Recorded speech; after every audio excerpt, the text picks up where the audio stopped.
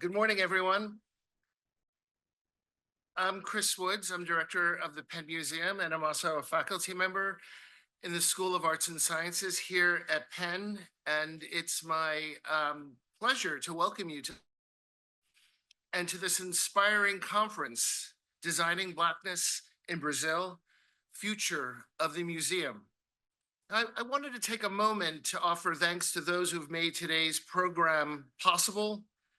Huge thanks are in order for our co-hosts, Dr. Vanicleia Silva Santos, who's Associate Curator of our African section here at the Penn Museum, and Dr. Tukufu Zuberi, as well as for our conference coordinators, Taylor Campbell and Audra Rogers, and to all the participants in today's sessions, whom Vanicleia and Tukufu will speak to in a moment. And I'd like to give particular thanks to Tukufu, both for help organizing this program and also for his driving vision for the Africa Galleries and their ongoing programming more broadly. Every day on my way to my office, I have the pleasure of passing through the Africa Galleries and experiencing and being inspired by Tukufu's vision firsthand.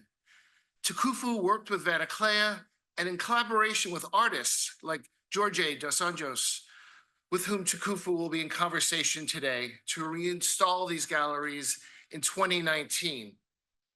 Their curatorial work addressed the difficult legacies of the objects in our collection in ways that deepen the conversation about African artists, material culture, and its cultural context.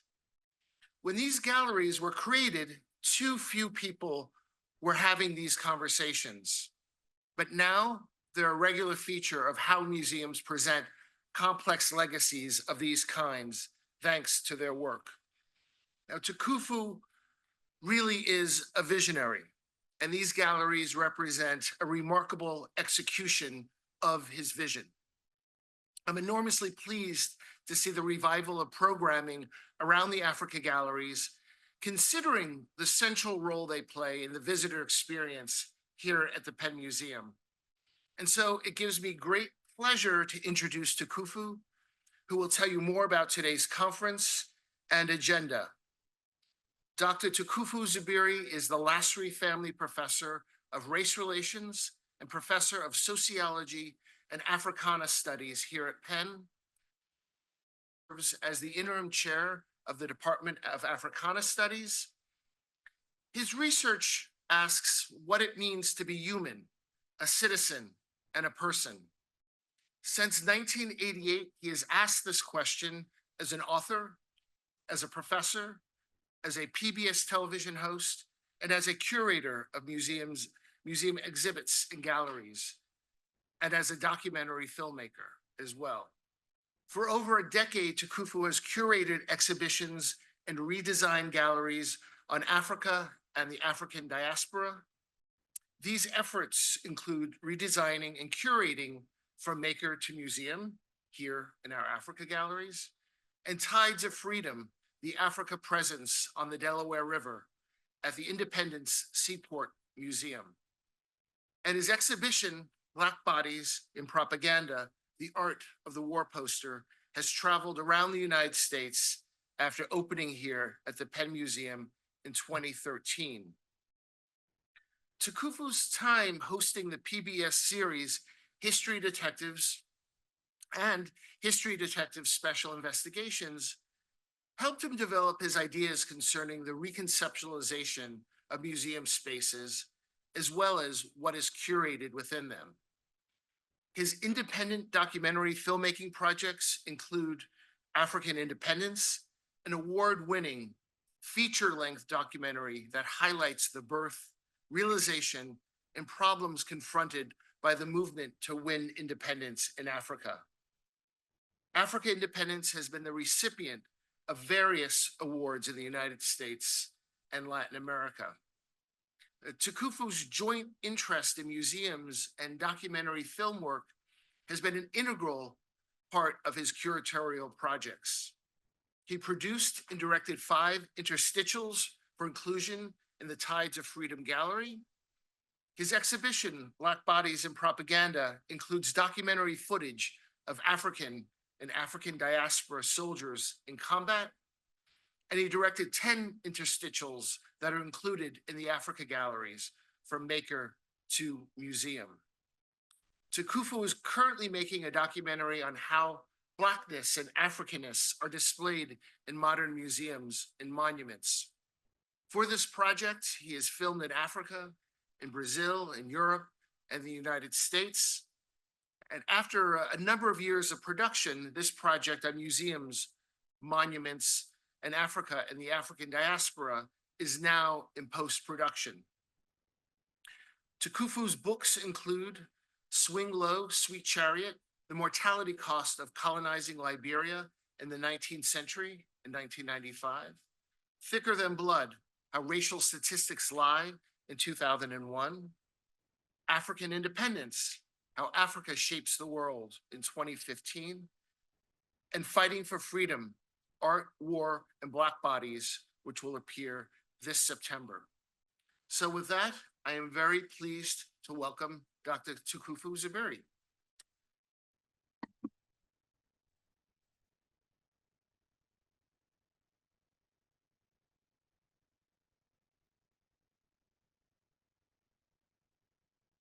Thank you very much, Chris. I'm impressed. You all should take from this, watch what you do. People may be looking at you and they may have a chance to say something about that. And so thank you very much. And I want to thank all of you and welcome you here today for those of you who are here and for those of you who are checking us out online in Brazil as well. Very excited about this conversation. I mean, we were having dinner, I think it was, with Belle and Vanicleia and I, and in Sao Paulo during our last visit there. And there we were having a conversation about this particular moment in Brazil and what does this particular moment kind of promise in terms of what's going on.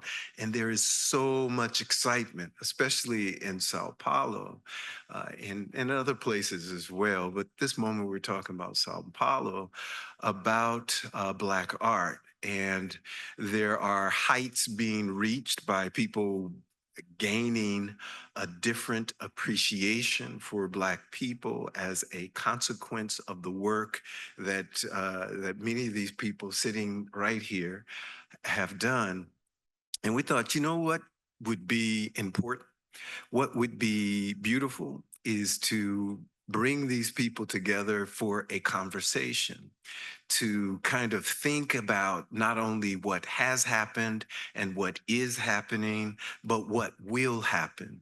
Now, for me, because I think like this, I was like, maybe we got what's going on in Brazil is a kind of Black renaissance in the art in Brazil, which would make these people some very important characters because what they are defining for Brazil is something and an art movement which has the potential to impact these things all over the world. And who better to talk about it? Now, I'm looking forward to talking to them, but who better to talk about it than them? Often we forget that the people who are in these places making these radical changes deserve our consideration before we just think about them in that way. And then in some ways, like you think about a museum like the Penn Museum, this is a most appropriate place to have such a conversation because this is talking about museum spaces and this collective group of people that we're going to be introducing you to today.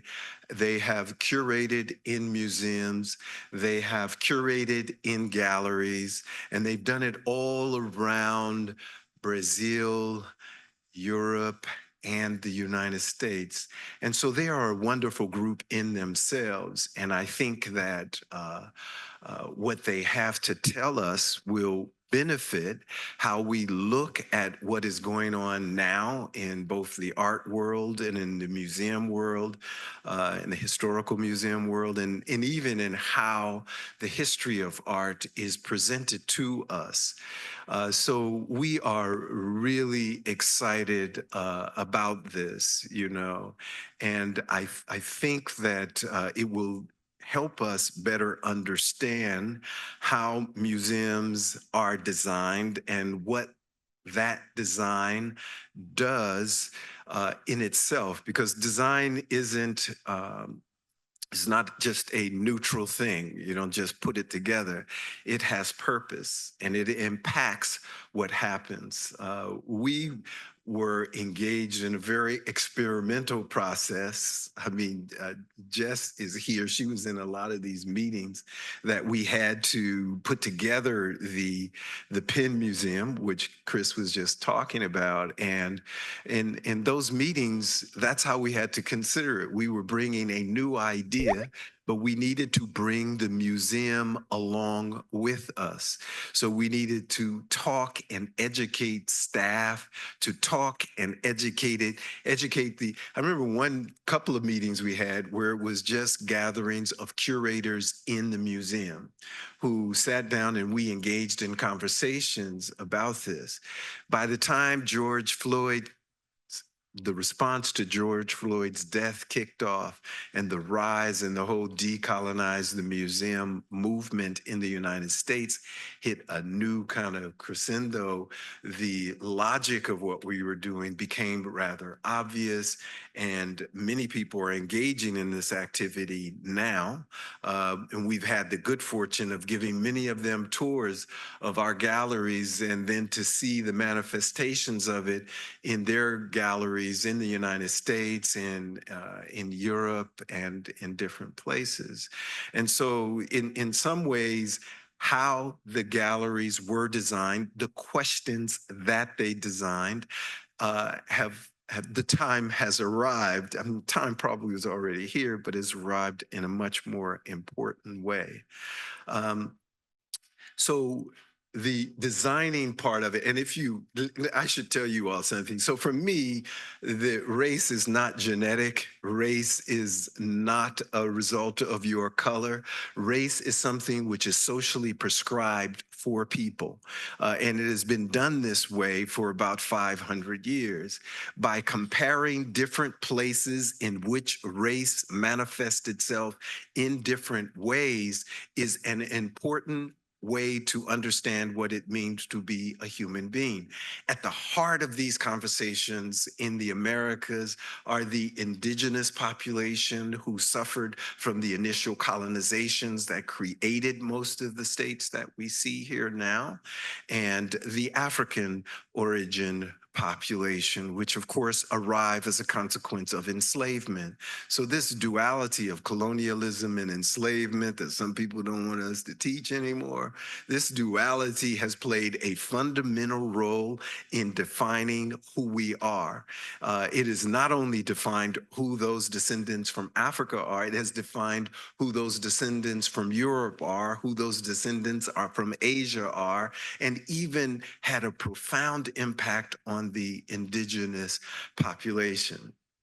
And what better place to look at that than Brazil, especially in this moment? I took Brazil serious, or maybe I should say Brazil took me serious, probably about in 2013, around that time. And it's around that time that I began to go back and forth to Brazil quite a bit. I could even claim that I speak a little bit of Portuguese, and all of these kinds of interactions really taught me, and I'm hoping by the end of the day will have taught you as well, that hearing what is happening in Brazil and how Brazilians are taking this kind of movement even beyond Brazil, which is how we end up here with these people. See, in most situations, these are star artists, star curators, star engineers who are doing fantastic work in important work all over Brazil and the world. The world is recognizing it. And so I'm hoping we're doing what will lead to even more of these conversations with this group of people. We have to think about that and how we effectively use this gathering as a kickoff for something more. The dinner was a kickoff to get all these people here, but I've broken bread with everybody that's sitting in here, I think. And so there is a way in which what we're doing is important. And there is a way in which it challenges some of the pillars by which the museum was founded on, but it is a pillar which needed to be regrounded.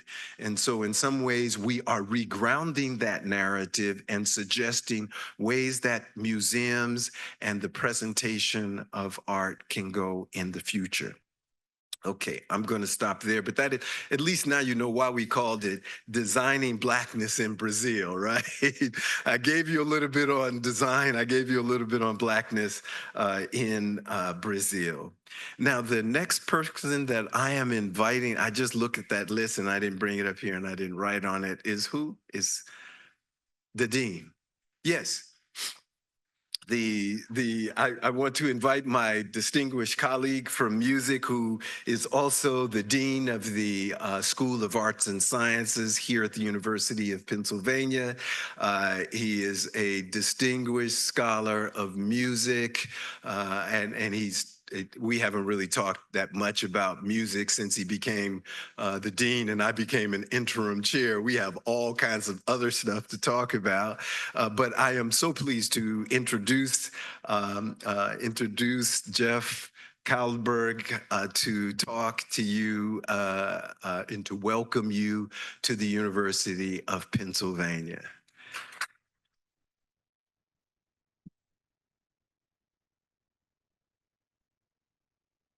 So good morning, everyone. And on behalf of the School of Arts and Sciences, I'm most pleased to welcome the distinguished participants, Deputy Consul Nata Cardoso Barato, and other guests, both in person and online, to this workshop on designing Blackness in Brazil, Future of the Museum.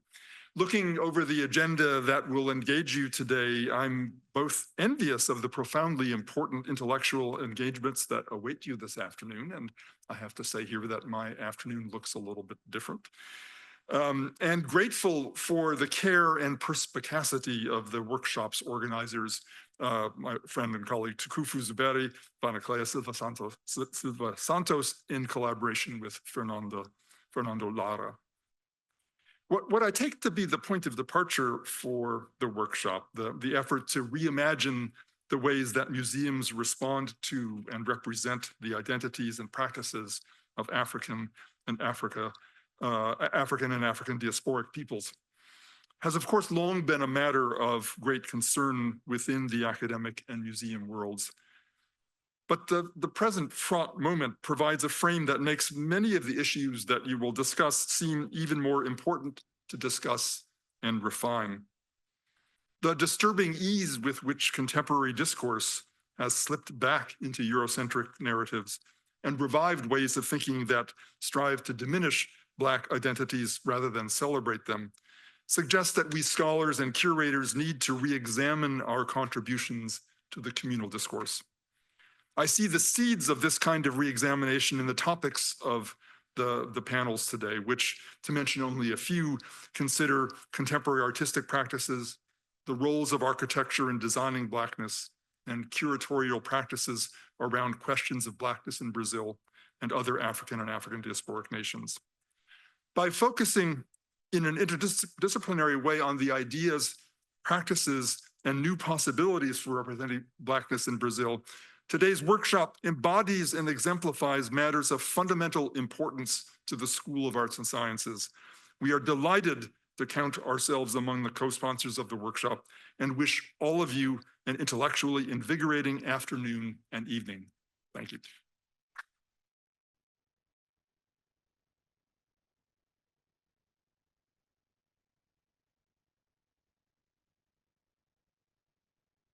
Next, I would like to take this opportunity to introduce my colleague. He's the director of the Center for Africana Studies, a political scientist. I have sitting on my desk his book on big men. Is it called Big Men? It is called Big Men. Okay, it's on big men. I started reading it, and it's a fascinating read. He's a very engaging writer. Y'all should check that book out. So I gave you a plug right there, man. Wale is the director of the Center for Africana Studies. He is a political scientist. He is a very prolific author and is doing a great job in directing the center to new heights in this very cautious age, this very combative place. Well, maybe it won't be so combative in the future, but we have to see. Depends on who wins what I think is a battle for the minds and hearts of the people.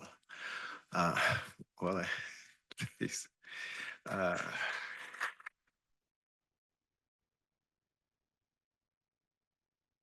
Thank you. Good morning, everyone. I am very happy to welcome you on behalf of the Center for Africana Studies to the University of Pennsylvania for those who are coming from outside of the university and from outside of the United States. It is with great enthusiasm that I welcome you to Designing Blackness in Brazil, Future of the Museum, a transformative workshop co-hosted by the Center and Penn Museum. This convening marks an important moment in our shared commitment to critically engaging African and African diaspora identities, histories, and artistic traditions within museum spaces.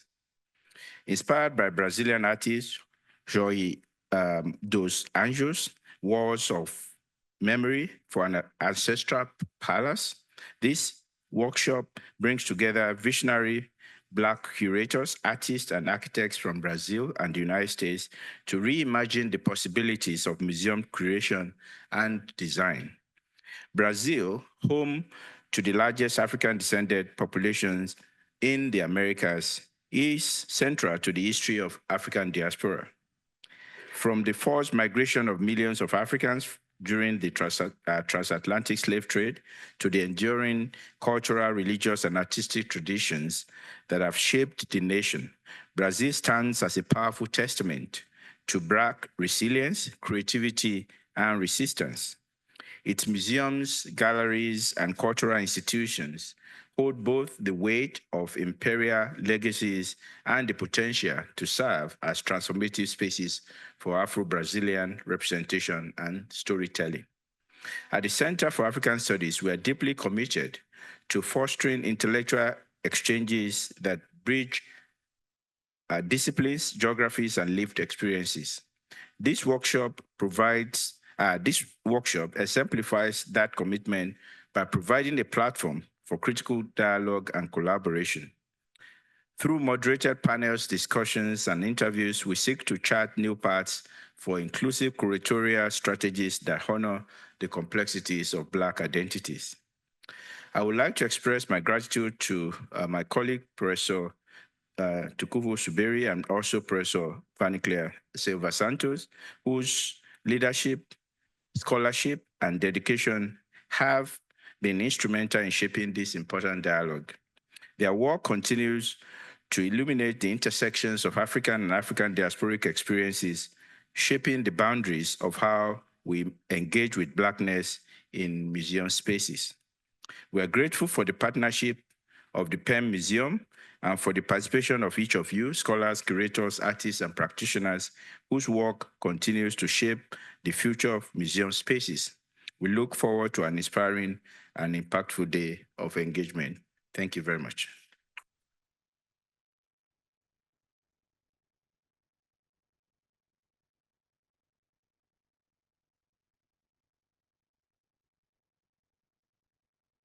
All right. So, Vanicleia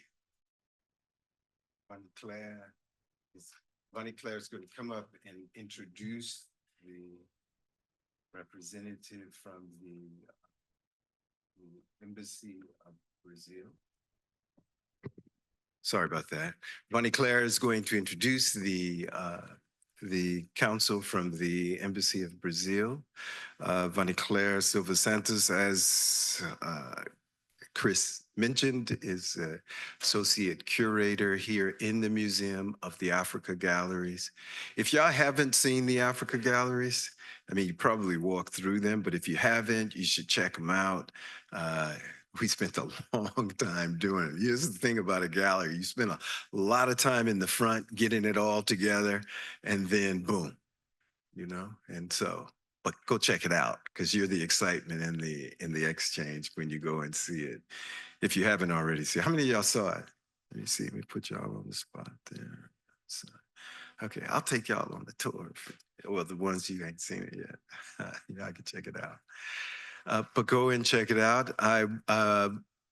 Vanicleia, you want to come up? Bonnie is the author and editor of several books on African art and African diaspora art. She is one of the editors of the UNESCO Volume 10, which focuses on it's part of the general history of Africa. I don't know if y'all know that, but when that came out of the UN, it was very exciting because so many African writers were involved.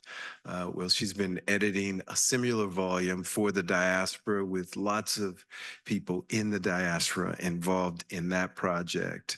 And she's currently working on a volume, which is a catalog for the Penn Africa Galleries, from maker to the museum. Vanicleia, please.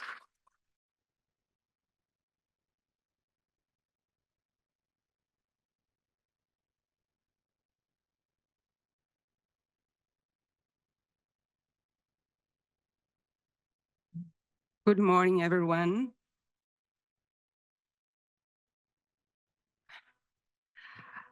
I am truly honored to welcome you to this important workshop. First, I want to express my deepest gratitude to the Penn Museum, the School of Arts and Sciences, the Center for Africana Studies, the Department of Africana Studies, the Weizmann School of Design, and the Center for Latin America and Latinx Studies. Your generous support has made this event possible. A heartfelt thank you to our moderators and panelists. We are so happy to have you here and to hear about your expertise today. Of course, thank you to our audience. Thank you for being here. Your presence and engagement are what bring this discussion to life. I also want to acknowledge the incredible work of the Africana Studies staff, particularly Tia, Audra, Tyrone, and everyone. We could not have done this event without you. Finally, thank you, Professor Tukufu Zuberi, for your partnership in organizing this event, and to Professor Fernando Lara for his collaborative spirit. So now I'd like to introduce you to Nara Cardoso. Nara is the second secretary at the Brazilian Ministry of Foreign Affairs, Itamaraty. She has worked for 5 years in the Department of Consular Assistance in Brasilia. She is currently Deputy Consul at the Consulate General of Brazil in New York, where she supervises the cultural department and the consular department. Nara.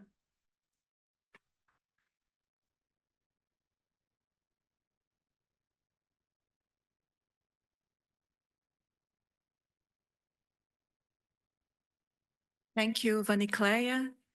Thank you, everybody, for being here. I would like to thank especially the University of Pennsylvania for the kind invitation, especially Dr. Vanicleia Santos and Dr. Tukufu Zuberi for reaching out to us at the Consulate and also Dean Jeffery Kallberg, Professor Wale Adebanwi, Professor Chris Woods, for having me here today as a representative of the Consulate of Brazil in New York. It is an honor to be here representing the Consulate of Brazil and to celebrate the rich tapestry of African heritage and its enduring influence on our societies. We gather here not just to reflect on the past, but also to acknowledge the vital role that African cultures play in shaping our present and future. Brazil holds a distinctive and profound position as home to the largest African diaspora in the Americas. Over the centuries, the contributions of African descendants have been essential to the development of our social, cultural, and economic landscape. From the vibrant rhythms of samba and bossa nova to the spiritual practices that inform our religious traditions, the African influence is woven deeply into the very fabric of Brazilian identity. This connection to Africa is not something we can afford to forget. It is part of a story that speaks to resilience, creativity, and the enduring spirit of community. It reminds us of the struggles faced by our ancestors and highlights the importance of honoring their legacy. Last year, Brazil, in Salvador, Bahia, hosted the Conference of the African Diaspora in the Americas. The conference gathered experts, researchers, representatives of cultural and social movements, and public and private sectors. The participants produced a letter of recommendation to governments in this conference. And one of the points mentioned in this letter created, was the creation of transnational initiatives for inclusive museums that stress the importance of Black identities. Today's event presents a remarkable opportunity to reimagine our museum spaces as platforms of inclusivity and dialogue. Museums have the power to challenge narratives, celebrate diversity, and foster understanding among different cultures. By curating exhibits that reflect the richness of the African experience in the Americas, we can create spaces where all voices are heard and valued. As we gather in spaces like this, we are reminded of our responsibility we share to educate future generations about the profound impact of the African diaspora. The stories of our African ancestors must be celebrated and integrated into the narrative of our collective humanity. Thank you.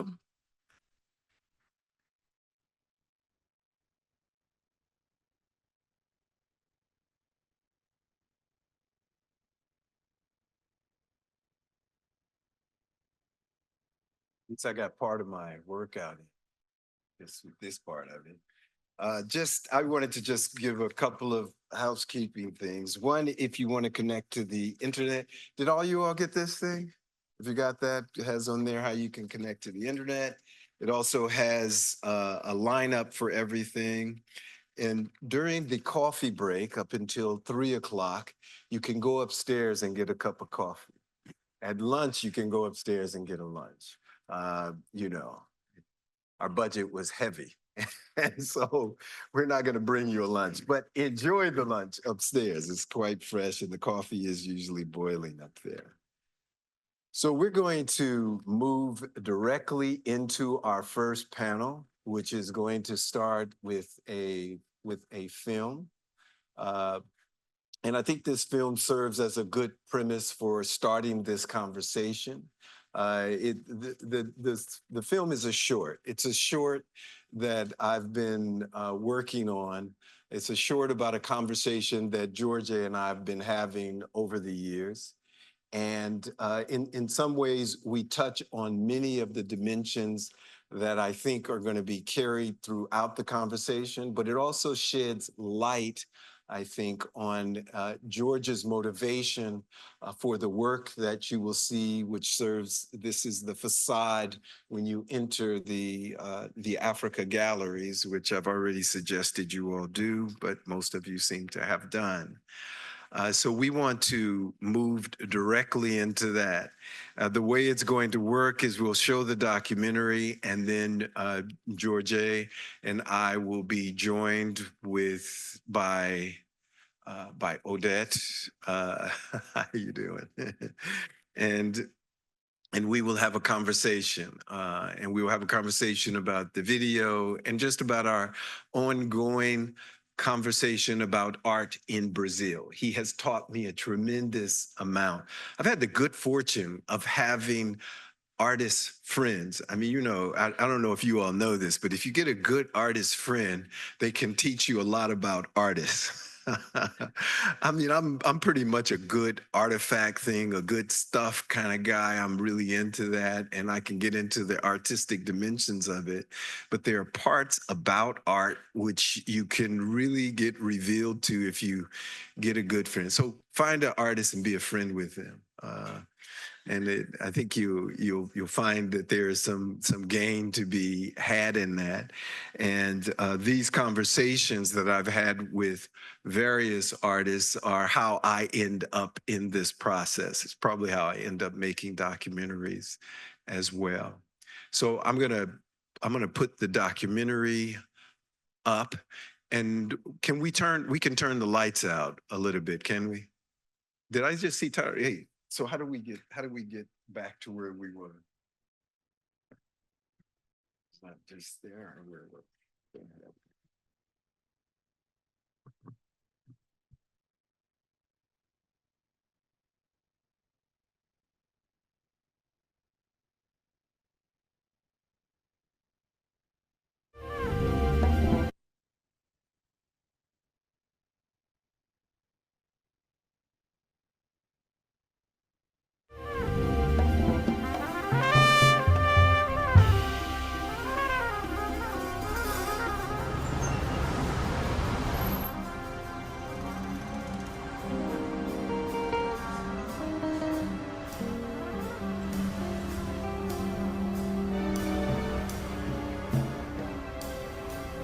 One of the things I love about the work of Jorge dos Anjos is in this world which is profusely anti-Black, his work reconstitutes the African in a spiritual, philosophical, metaphysical kind of way. And by doing so, he helps us redefine what it means to be a human being.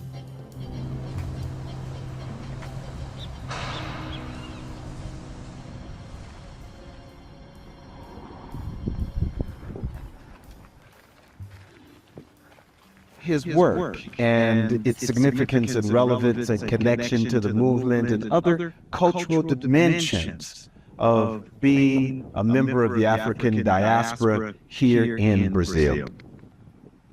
Qual é o seu nome? É Jorge Luiz dos Anjos. Por que você se tornou artista? Eu não me lembro porque isso aconteceu quando eu era muito jovem. Eu, aos 3 ou 4 anos de idade, já gostava muito de desenhar. E foi na minha casa, meu pai me incentivava. Ele me presenteava com materiais, papéis, canetas e tal. E eu tive muito cedo, muito jovem, eu tive o incentivo na minha casa. E desde essa idade, desde 6, 7 anos, eu sabia que queria ser artista. Não sei por quê. Até hoje me pergunto. Você pode falar pouco sobre a sua trajetória? Eu, quando muito jovem, nessa época, eu desenhava muito, minha família me incentivava. Eu tive um professor de pintura em torno de 8 ou 9 anos. Aos 13 anos de idade, eu fui terminar continuar a minha escola à noite para, durante o dia, estudar pintura, desenho, escultura, numa escola que se abriu em Ouro Preto, uma escola de arte. Então, a partir dos 13 anos até os 16 anos, eu passava todos os dias nessa escola. E eu tive depois, minha primeira linguagem era pintura, mas quando eu tive contato com Amílcar de Castro, era um grande mestre, escultor mineiro. Ele foi professor dessa mesma escola, então foi com Amílcar de Castro que eu tive eu aprendi os fundamentos daquilo que eu faço hoje. E os fundamentos era trabalhar estrutura, o curso que ele deu, estrutura e composição. Então, ao longo desses anos, eu trabalhei com essa orientação. Antes do meu trabalho, é uma busca da minha identidade enquanto pessoa no mundo. Então, as primeiras, eu acrescentei ao longo da minha vida, eu descobri que a diferença que fazia entre aquilo que o Amílcar me orientava, que era estrutura em composição, eu descobri que a identidade era talvez a mais importante. E essa eu não aprendi na escola. Eu aprendi buscando as referências, as minhas referências culturais, buscando na religião, buscando... Então, hoje, eu acho que, eu diria que são 3 coisas fundamentais: a estrutura, a composição e a identidade.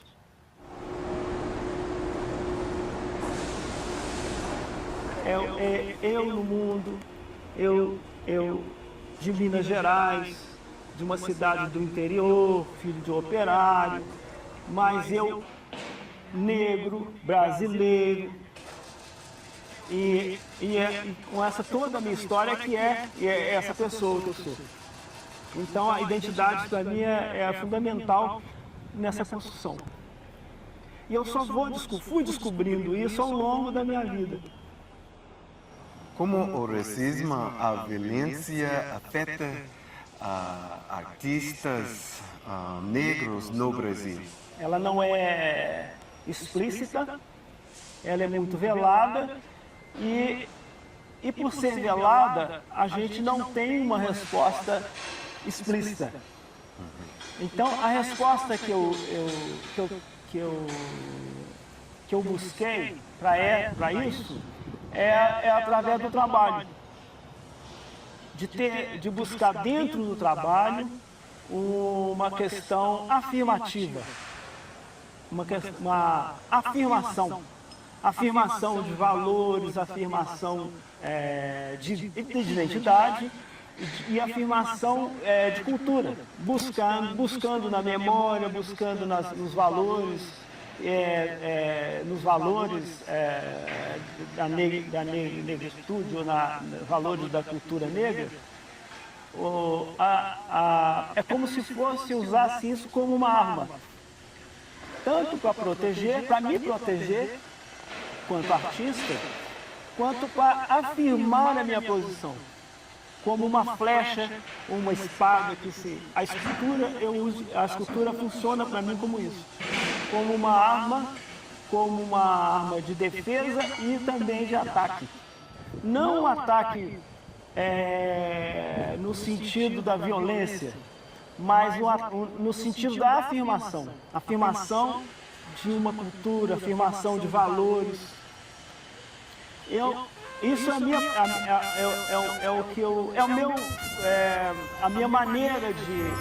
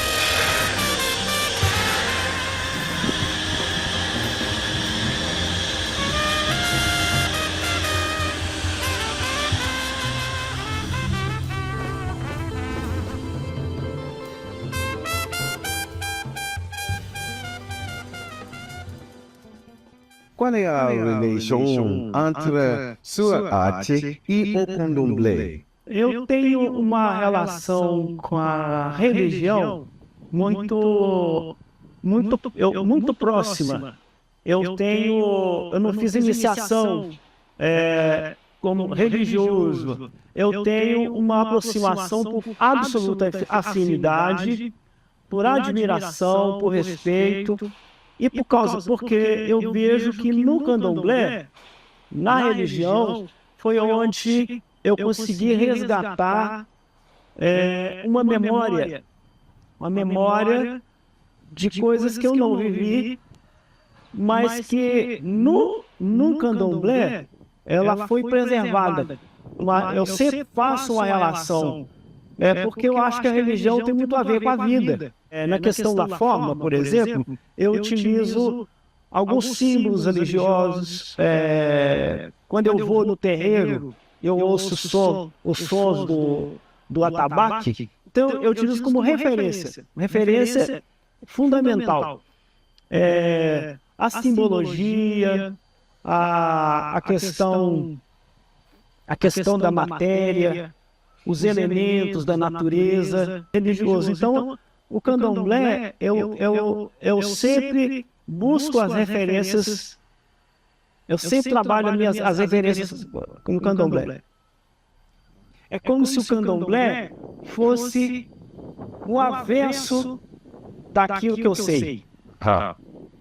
É o avesso, é o desconhecido. Então, isso me abre uma porta para o desconhecido e, ao mesmo tempo, eu tento sempre trazer isso para dentro da obra.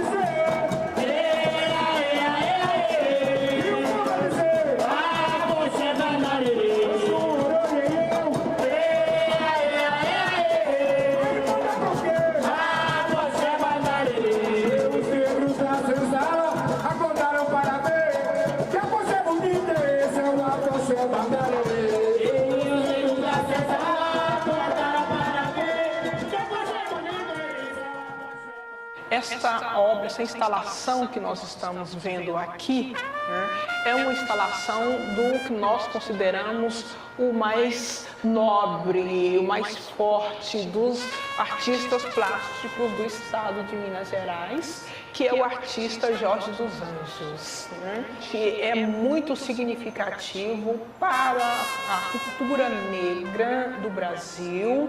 E neste ano, por exemplo, de 1995, em que Belo Horizonte criou o primeiro Festival de Arte Negra, uma grande obra do Jorge dos Anjos foi inaugurada na cidade, que é o Monumento da Liberdade, em que ele faz uma homenagem a Zumbi dos Palmares, justamente nesses 300 anos da morte de Zumbi dos Palmares.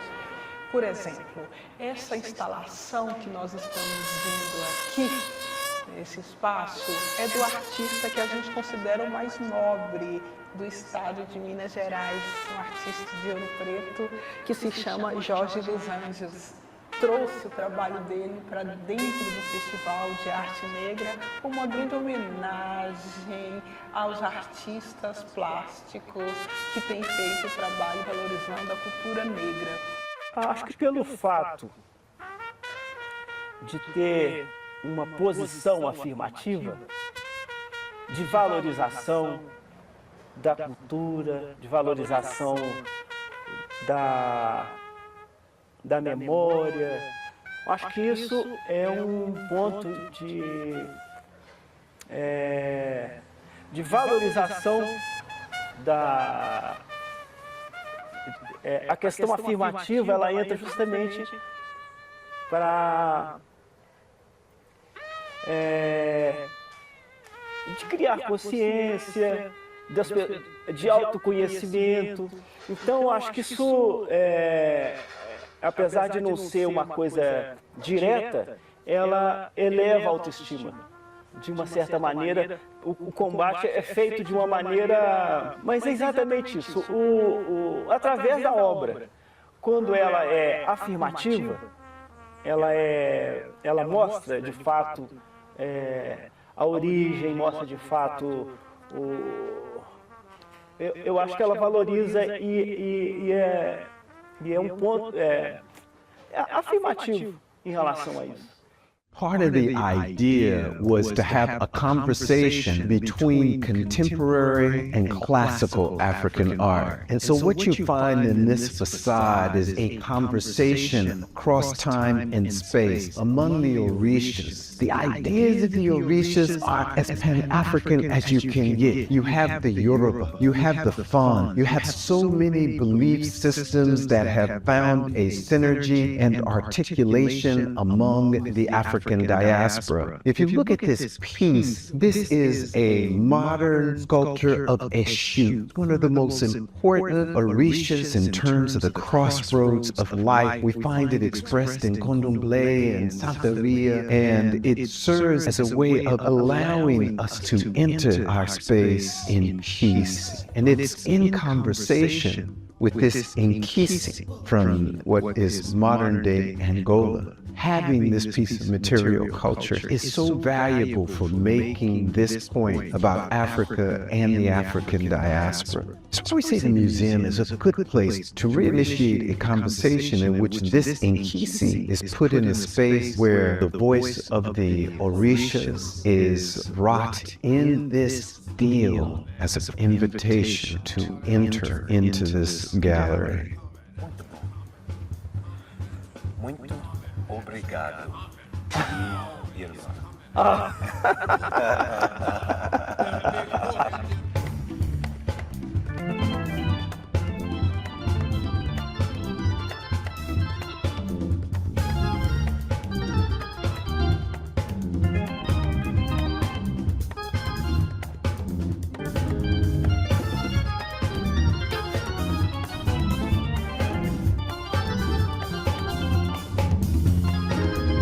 Invite Jorge Luis Dos Anjos to join me and Odette Casamayor. Thank you. Gracias.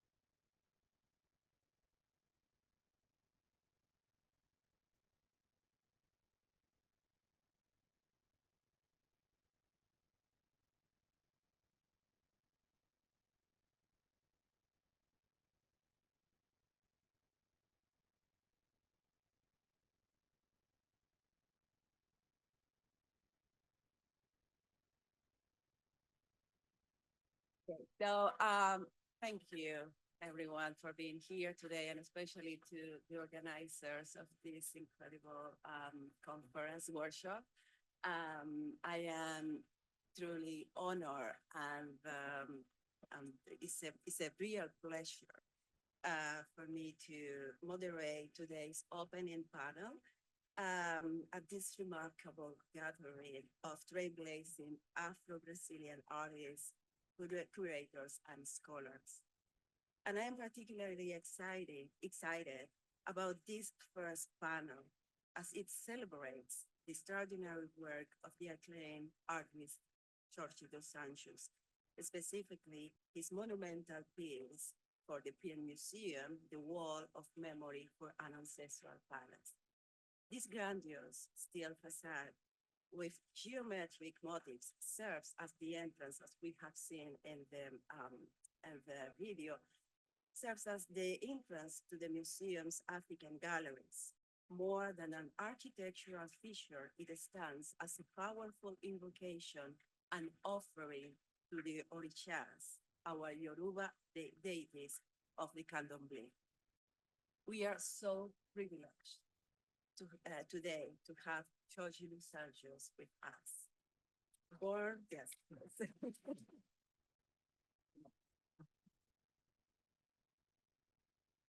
in 1957, and please correct me.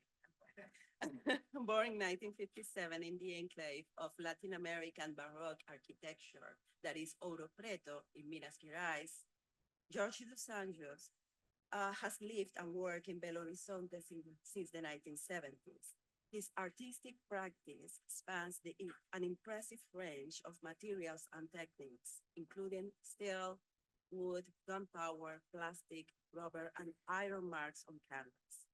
Rooted in Afro-descendant symbolism, concrete aesthetics, and spiritual iconography, his work seamlessly bridges abstraction and ancestral tradition, crafting powerful visual narratives that transcend cultural boundaries.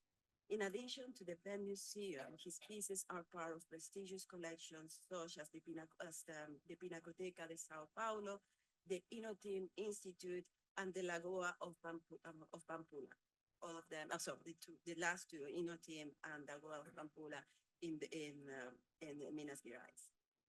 Today, Jorge dos Anjos will be in conversation with Dr. Tukufu Zuberi, who in his unflinching campaign towards the decolonization of the museum at all public spaces has been instrumental in commissioning Wall of Memory for an Ancestral Palace in 2019.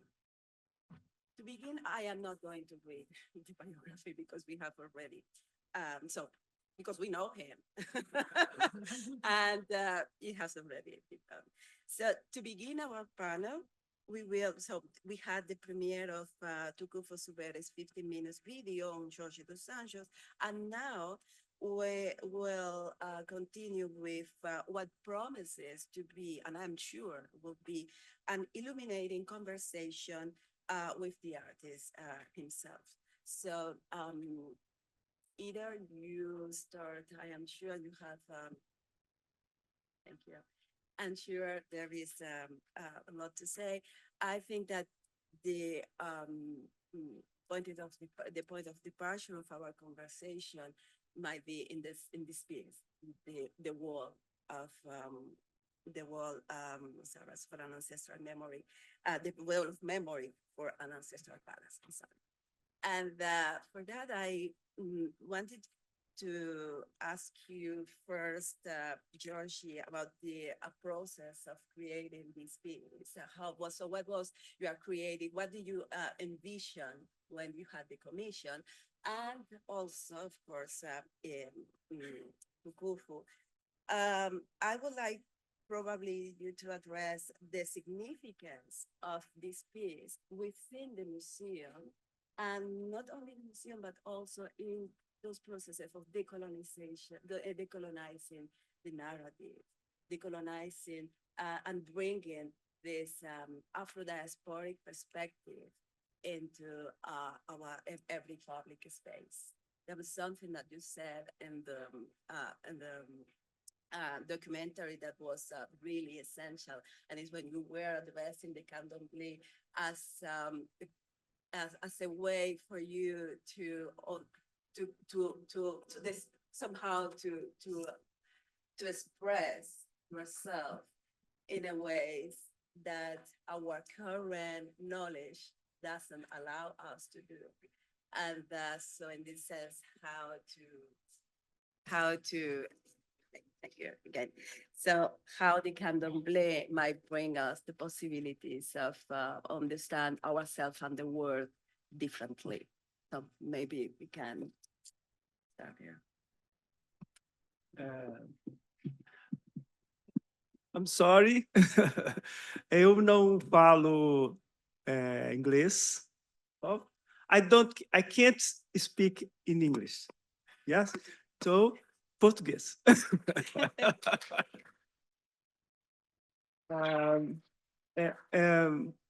Tukufu, você poderia repetir a pergunta?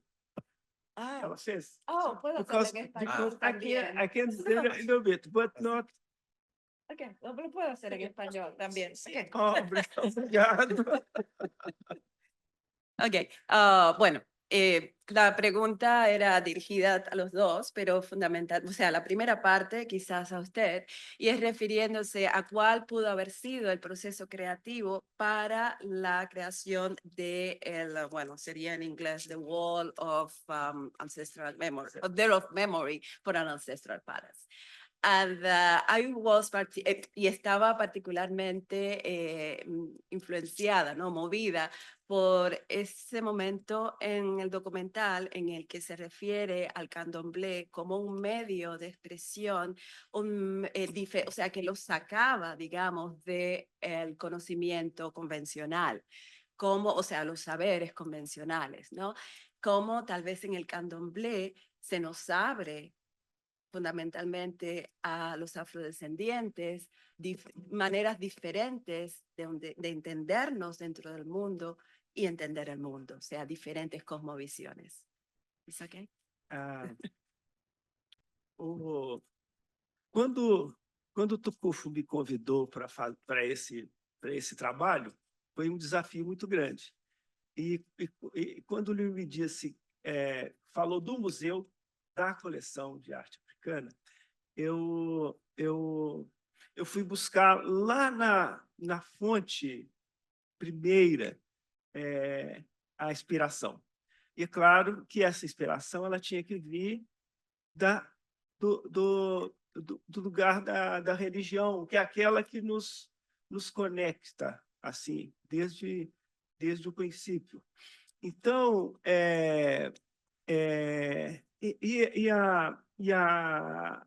a religião africana,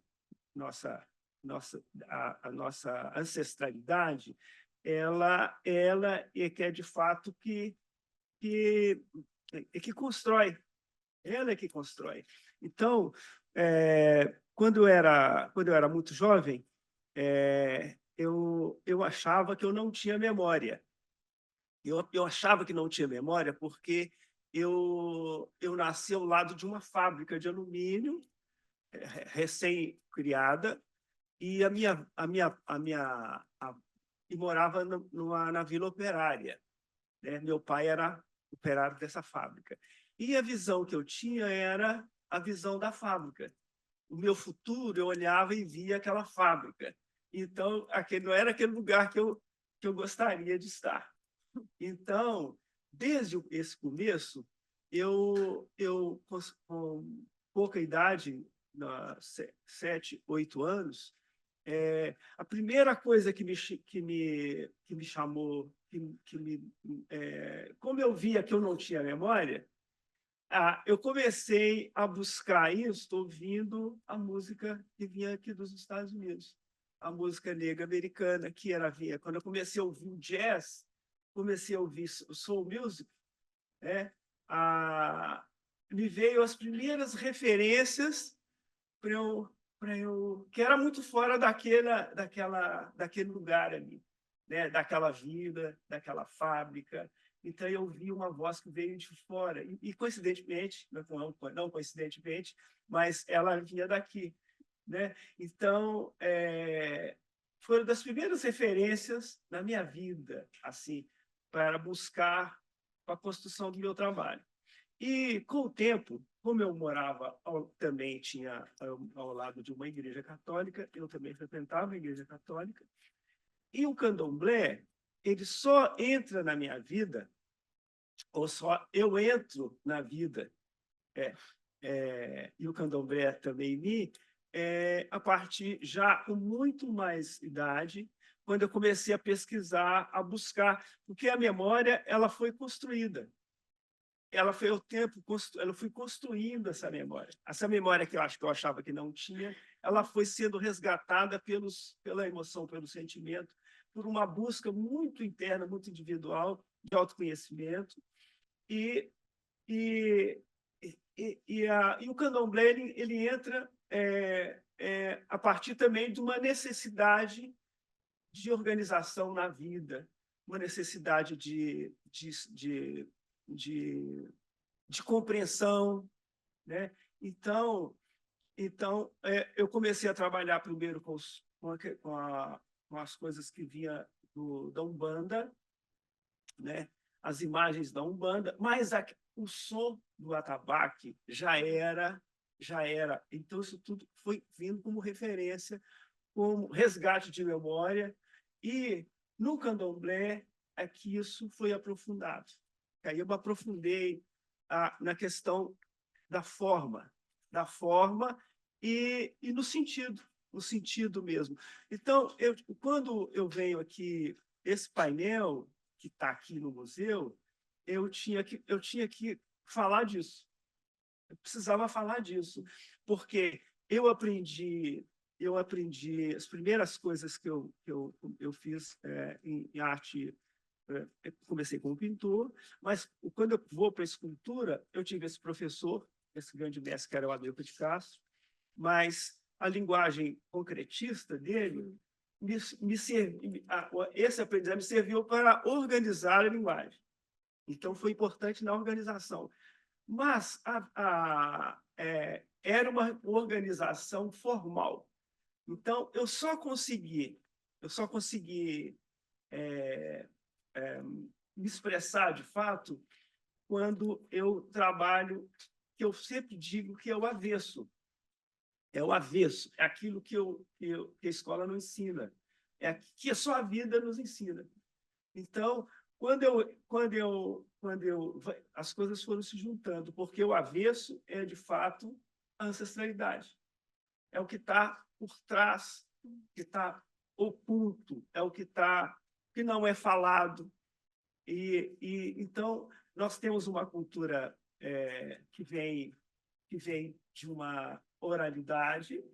Então, o que eu vim fazendo nesse tempo é transformar aquilo que era oral, não era visível, em uma coisa visual. Então, é um resgate visual, resgate de memória. Então, isso tudo tinha que estar presente aqui nessa obra. Thank you. And I have just been informed that you have access to translations through your phones. Unfortunately, I don't know exactly how does it work. It's probably somewhere in the program, but it is, okay. All right, so you can, yes, it seems that so the way into it is, you can go over there and ask for that. And thank you so much. And sorry, yes, for the roadshow. It's a QR code. Does anybody need the QR code? Okay, Yes. If you raise your hand, then he can just stop by and pass the QR code for you. And it's better if you have a headphone, you put it in your ear and you get instant translation.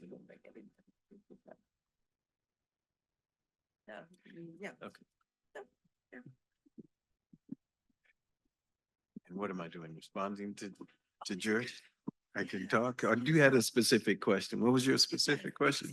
Oh, my specific questions was related to probably we can take what Georgie just said and bring it to our museum and to your work. So the significance of the wall and the wall of the memory,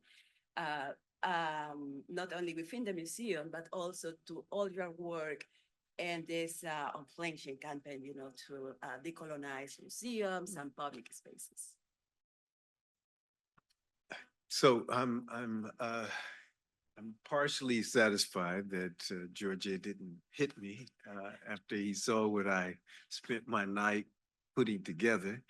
We've been engaged in a process of understanding how Black bodies are presented in museums and monuments. This has gotten us the invitation to travel to several African countries. I think not all, we filmed in about 10 African countries, as varied as Nigeria, Ghana, Morocco, South Africa, Uganda, Tanzania, and several others there. And in Latin America, we went to Brazil, and Brazil was a big scene to understand. So we kind of stayed in Brazil and kind of filmed from Sao Paulo to Zumbi dos Palmares, and filmed a lot of monuments in those spaces as well. Sometimes the monuments, for example, if you go to Ouro Preto, which is the area that George is from, you go there and it is well known for the churches. It has a very long history of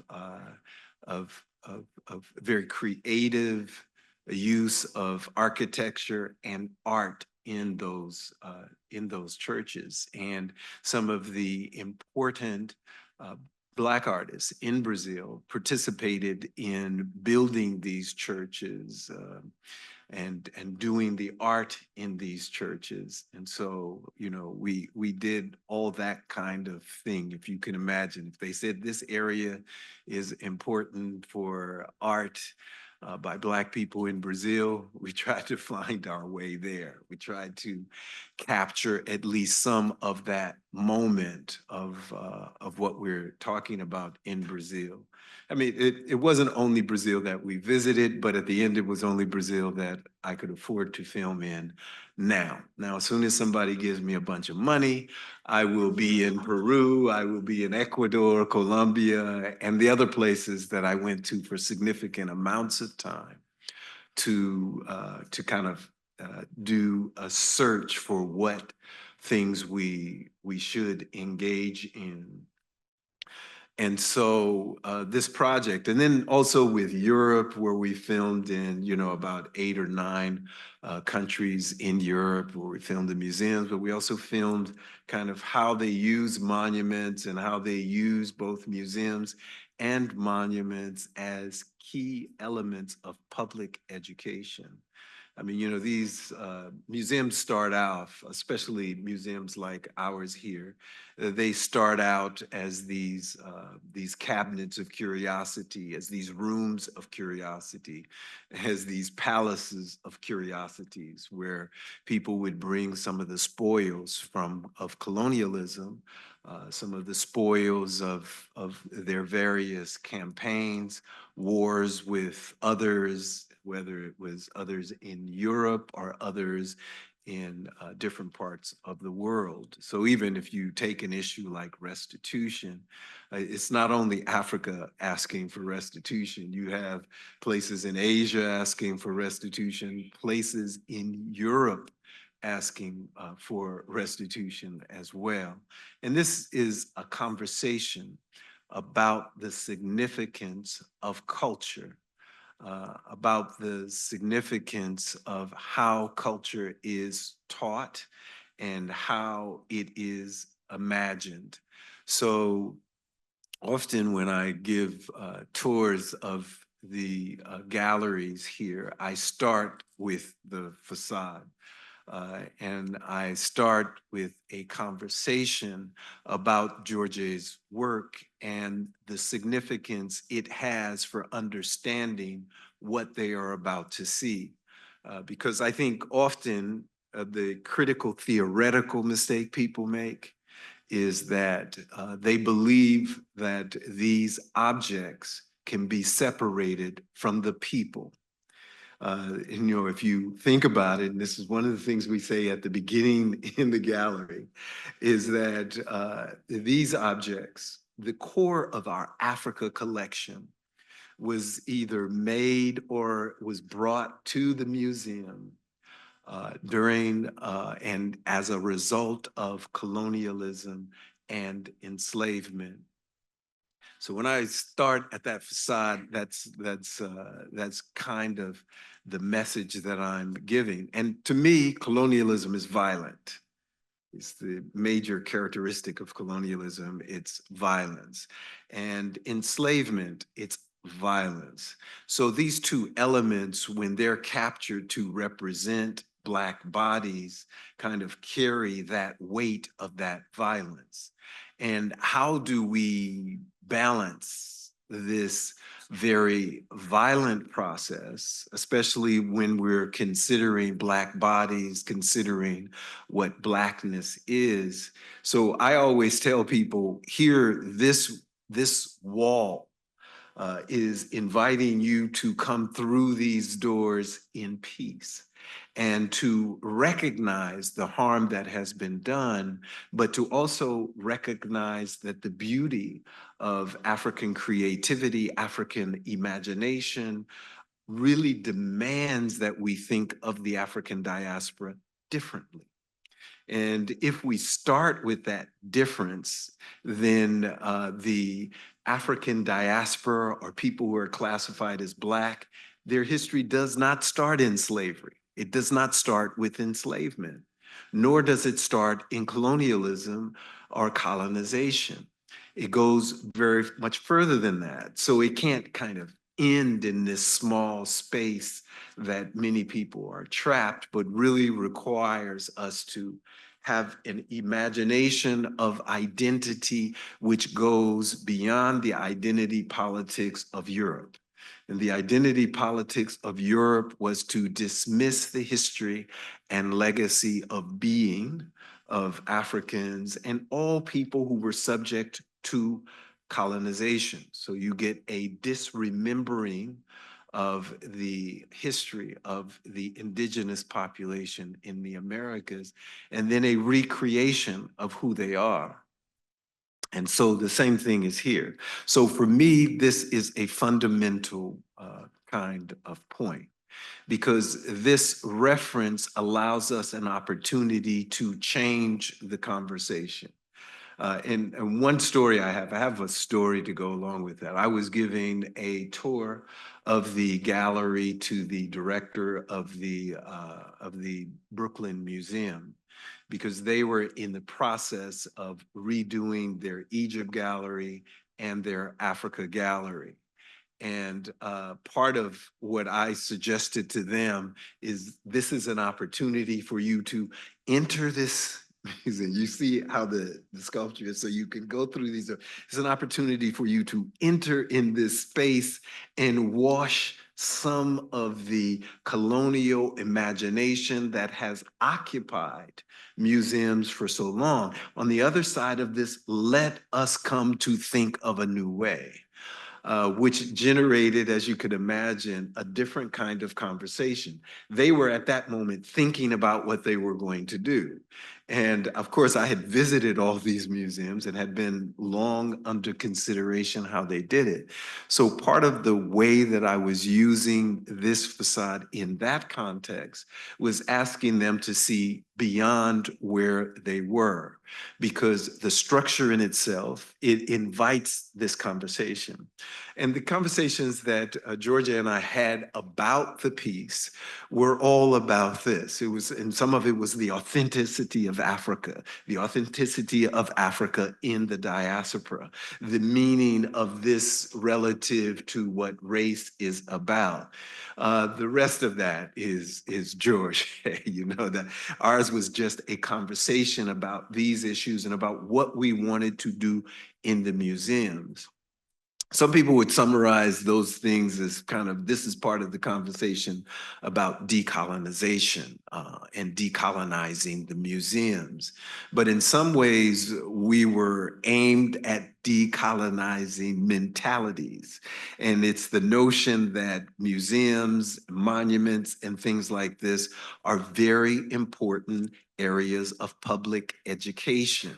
I mean, the museums are going back to their height of the period, the pre-pandemic period, especially some of the main museums in the world, of having just as many having the same attendance or more than they had before the pandemic. And so I don't think that that significance is going to go anywhere, which means this is a space in which we should contend for the narratives that are told, because children get told this narrative.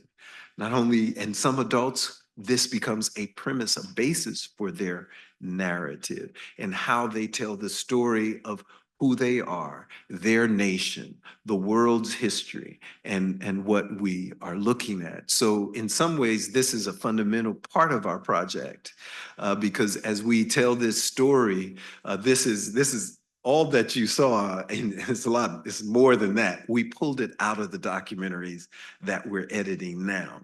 And so part of the way we have anchored the documentary is looking at the exhibits that we have curated, and then speaking from those curation, a curatorial idea about here is something that we're trying to do. How does this reflect in the Louvre? And we filmed in the Louvre. How does this reflect in the British Museum, as we filmed in the British Museum, as we filmed in most of the major museums in Europe? And so one thing is to ask the question and then just walk away.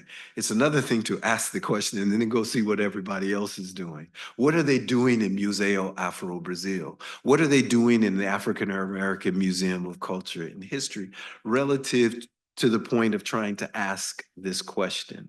I mean, we did a similar project to what we did here at the Independent Seaport Museum. It's just the Independent Seaport Museum focused on African Americans. So it was the arrival of African Americans and their enslavement, manumission, experience of what's called Jim Crow, period of intense segregation, which helped prolong some of the effects of enslavement. And then what did this fight, this civil rights movement, this Black Power movement, what did that do to these ideas? I mean, you know, if you go as far back as the Harlem Renaissance, you will find big demands for a renovation of how you treat Black bodies in museums and what that means. So in some ways, this is kind of a ground zero because it's Africa here. And then it's what does Africa mean when we're looking at, and I think I'm talking too long, so I'm gonna tie that up real quick for you all. What is the relevance of Africa when we think of Blackness? What is the relevance of Africa when we think of an African diaspora? And then that goes the other way. So when I was in Africa, I was doing the same thing. I was asking curators and directors of museums about how they were being influenced by these movements, these cultural movements in Brazil, in the United States.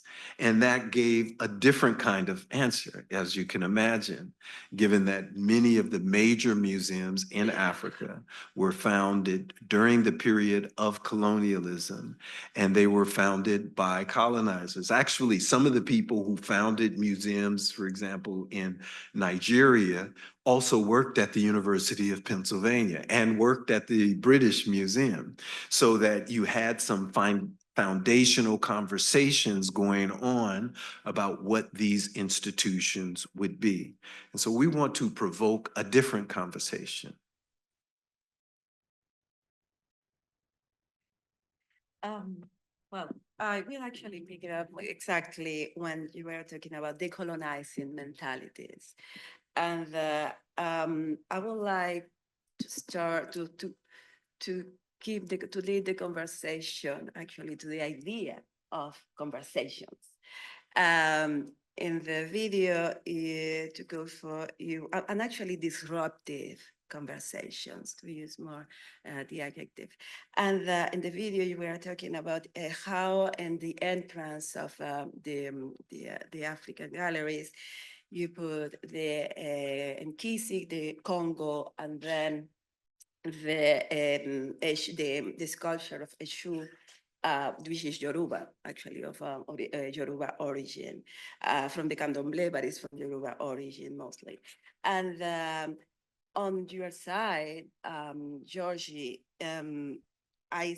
you were addressing more conversation between different temporalities. You mentioned specifically the word ancestralidad, ancestry, ancestrality, probably in English, and which is a concept I have been hearing a lot in different artists and scholars. For instance, Afro-Brazilian scholar Leda Maria Martins has a book in which she describes a lot this idea. So the question for me, for both of you, is particularly referring to this conversation times, for different temporalities, and using the idea of ancestralidade.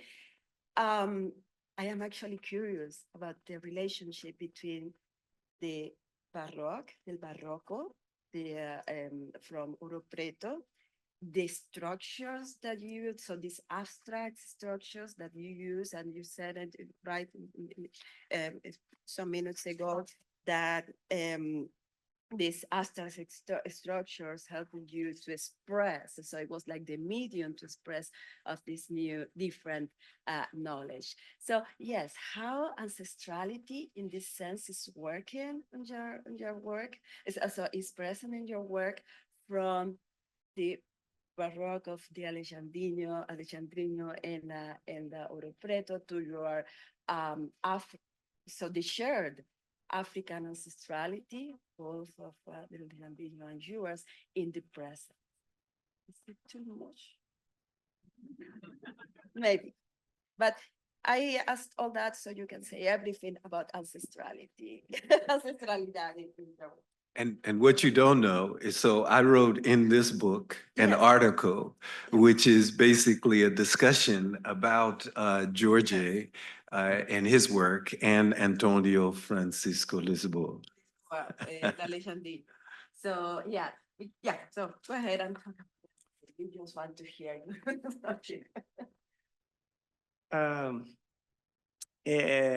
A referência do barroco, ela só entra na minha vida no momento que eu começo a frequentar a escola. A partir dos 13 anos, eu começo a frequentar a escola em Ouro Preto, no centro histórico. Eu venho lá daquele lugar de Sarameia, ao lado da fábrica. Né? Então, quando eu começo a frequentar o centro histórico de Ouro Preto, que eu estou ali ao lado das igrejas, no casarinho, e também eu começo a estudar nessa escola a história da arte. E a história da arte, para a gente lá, e também fazer um curso de restauração de obras de arte. E então a gente tinha muitas visitas às igrejas. Então, naquela época, eu não via, aquilo era um estudo que eu fazia, para aprender, saber sobre o barroco, sobre a história da arte, né, sobre Aleijadinho, e fui descobrindo os valores de fato, né, daquelas obras. Mas eu não tinha nenhuma, porque eu era ainda muito jovem, eu não tinha nenhuma compreensão assim mais profunda. E a partir do momento que eu começo a questionar, na busca pela linguagem, e começo a questionar, a fazer perguntas, eu fui imaginando como que o Aleijadinho podia fazer aquelas obras, qual que era a inspiração dele. E eu fui vendo que essa inspiração para chegar naquela construção era também uma inspiração que vinha também da ancestralidade dele. Por quê? Porque ele era filho de um português, arquiteto, Manuel Francisco Lisboa, e a mãe, que a gente só sabe o primeiro nome, Isabel. A mãe dele era uma escravizada, né? Então era negra, uma mulher negra, mas a gente não sabe nada da história dela, né? Como sempre, né? A história aqui ligada ao passado, né? Foi sempre apagada desde aquela época. Então, a relação que eu tinha, eu aprendi a compreender o barroco através desse ponto de vista também, porque a expressão do Aleijadinho é uma expressão de muita, eu acho assim, de uma dor profunda. Então, o que parece ser uma grande festa, porque o barroco é exuberante, mas ali no fundo você vê que tem uma coisa que... E é por isso que ele, como escultor, nos emociona, porque ele traz na linguagem dele, eu acredito, isso aí eu não estou ouvindo, ninguém me mostrou isso, é o que eu sinto em relação a obra do Aleijadinho, do Antônio Francisco Lisboa. aquela carga de emoção, aquele sentimento, que isso aí é que nos pega. E da mesma maneira que me pega também quando vou no terreiro. Quando eu estou no terreiro de candomblé, eu também tenho, eu sinto essa mesma. Então, é uma relação muito. E outra coisa que era muito importante, que eu acho que muito importante para mim, nessa reflexão, é porque Ouro Preto era uma cidade onde se encontrou o ouro. É uma cidade que tinha uma população, na época, maior do que a população de Nova York. Era 80% africanos. Porque a exploração do ouro nas minas é uma coisa muito... porque a exploração do ouro trouxe também a Igreja Católica, né? E tudo aquilo que vinha, por exemplo, dos africanos, foi a religião, os costumes. Lá naquela época não cresceu, muito diferente da Bahia, do Rio de Janeiro. Então, você vê um artista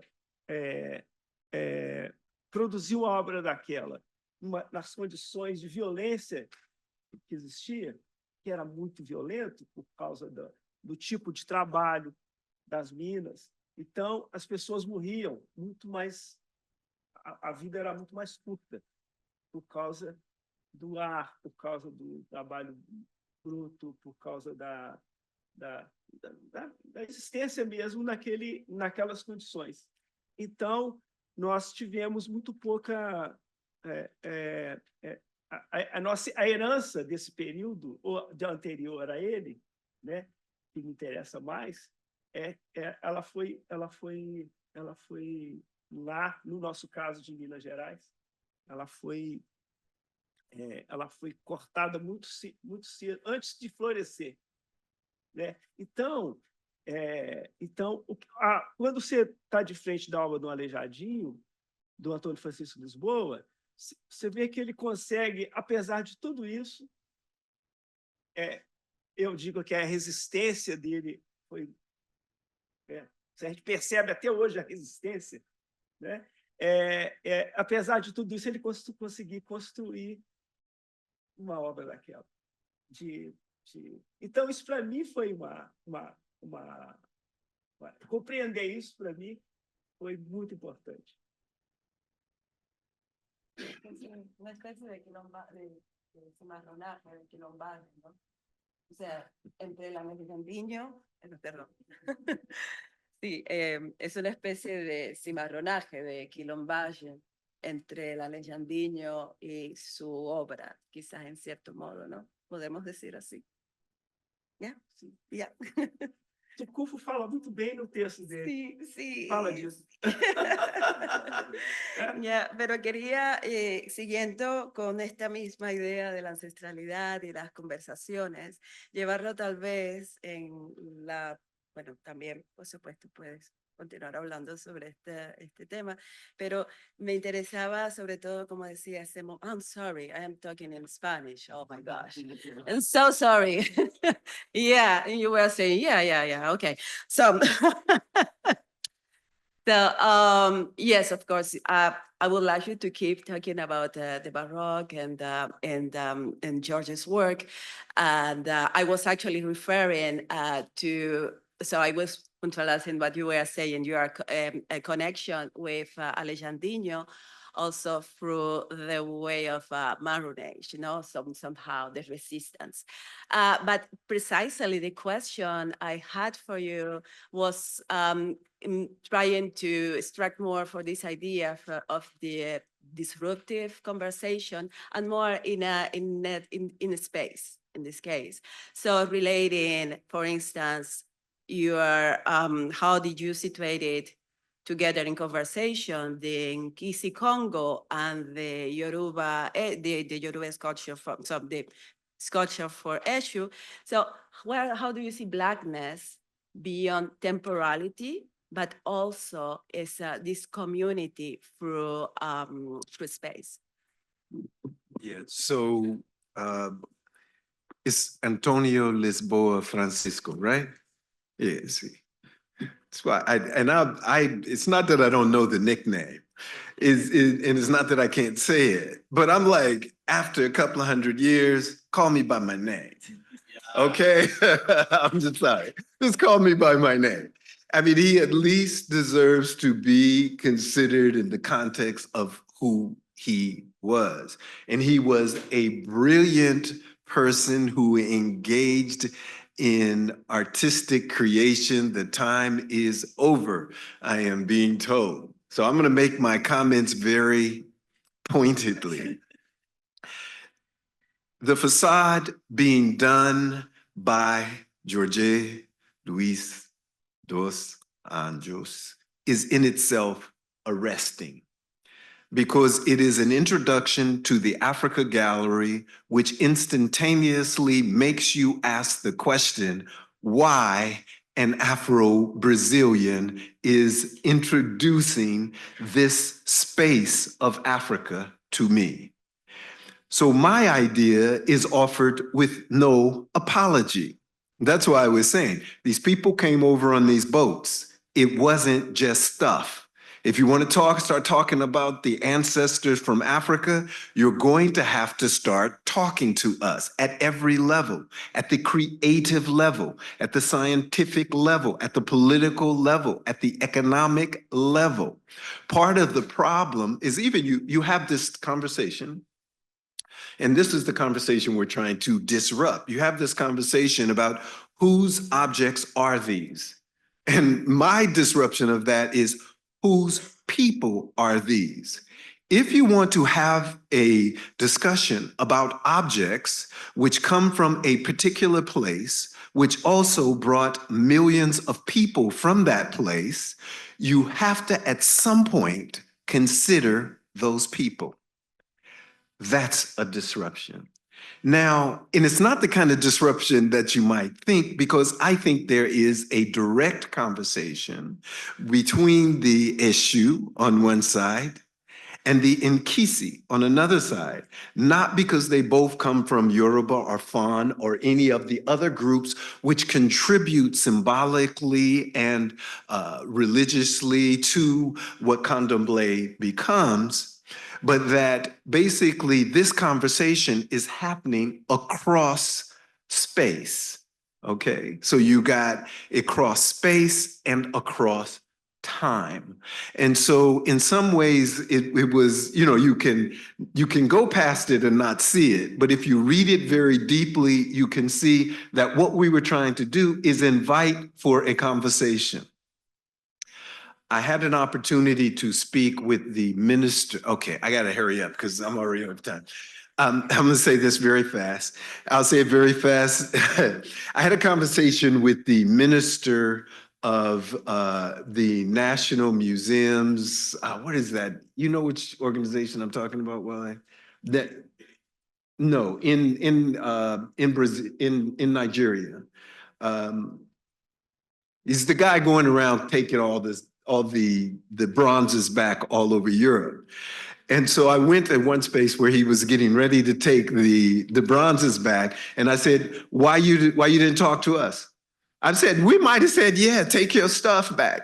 But you didn't even think to talk to us, but thought you'd come over here and talk to just the white people. That's problematic for me. Okay, now we filmed this conversation and put it in a documentary in a way to say, yes, this is the conversation we think is relevant and we think should happen. Okay, so I'm going to stop there and we're going to stop this panel. So we'll take a small break. If you want lunch, and there is lunch provided for you guests, people, we got you covered. But there's lunch on the second floor as well. If we're a very small price, you can have a very healthy lunch as well. Thank you. Thank Jorge. Eu queria aqui no público, eu trouxe um presente para o Tukufu.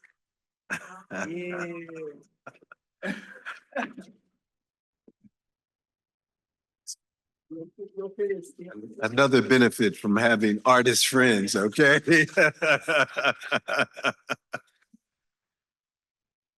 Se eu consigo tirar agora aqui do pacote.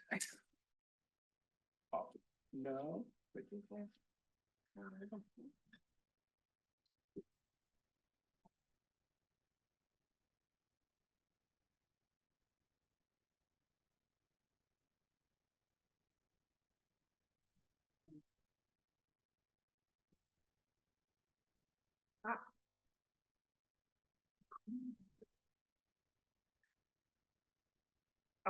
It's packed well.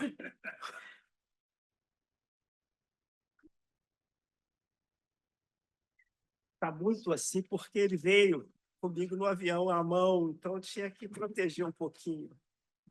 Talvez os restauradores não não aprovem muito essa. Ah!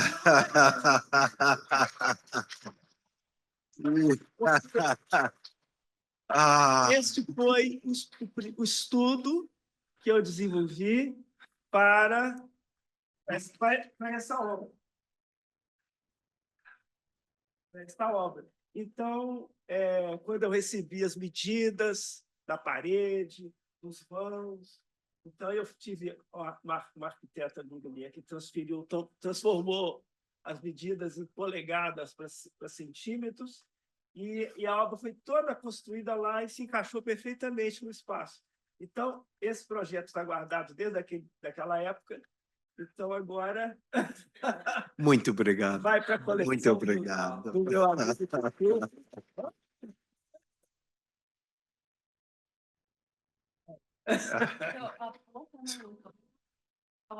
We will return at